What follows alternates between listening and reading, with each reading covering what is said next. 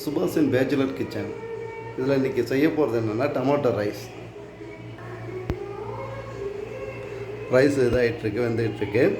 இந்த சைடு ஒரு வெங்காயம் எடுத்துருக்கேன், 3 தக்காளி பழம், அடுத்தது இஞ்சி பூண்டு மிளகாயெல்லாம் எடுத்து இனிமேல் தான் செய்ய போகிறேன். பாருங்கள்.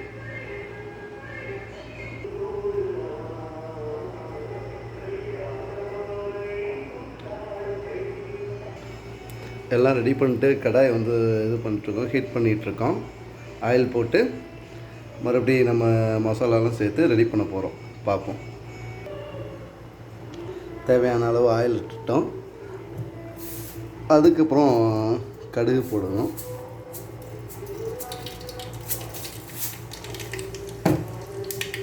தேவையான அளவு கடுகு போட்டுங்க. நச்சீரகம்,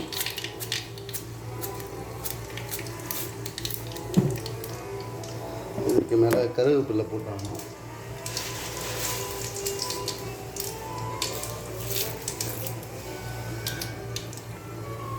கருவேப்பிலை எல்லாம் போட்டாச்சு. அதோட இந்த இஞ்சி பூண்டு முன்னாடி வெட்டி வச்சுருக்கோம்ல சின்ன சின்னதாக, அதையும் தூக்கி போட்டாச்சு.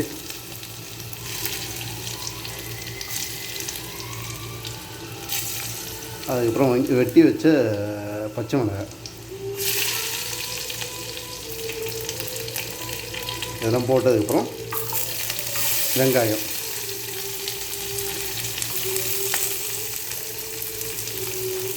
வெங்காயத்தை போட்டு ஒரு 2 நிமிஷம் 3 நிமிஷம் வதக்கணும்.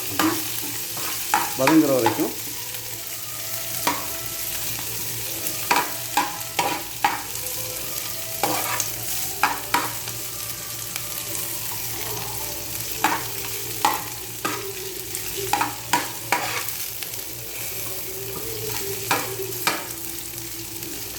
வதங்கி வந்ததுக்கப்புறம் நம்ம தக்காளியை சேர்த்துக்க வேண்டியதாக இல்லை.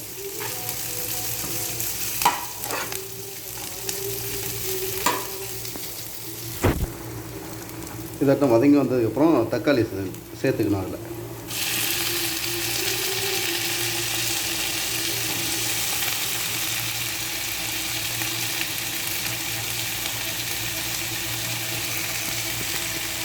தேவையான அளவு மஞ்சத்தூள் சேர்த்துக்கணும்.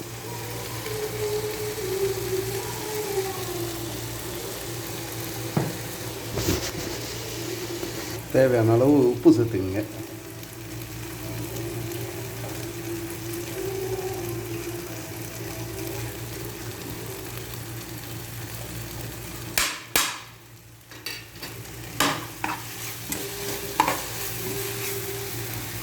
தேவையான அளவு மிளகாய் பொடி, வெறும் மிளகாய் பொடி.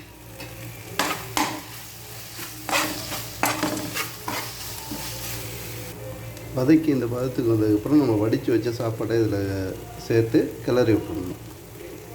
நான் வடித்து வச்ச சாப்பாட்டை எடுத்துக்கிட்டேன். இப்போ அதில் கொட்டி கிளறி விட போகிறேன். நீங்கள் எல்லோரும் எதிர்பார்த்த தக்காளி சாதம் ரெடி ஆகிவிட்டது. இது உங்கள் சுபாஷ் கிச்சன்.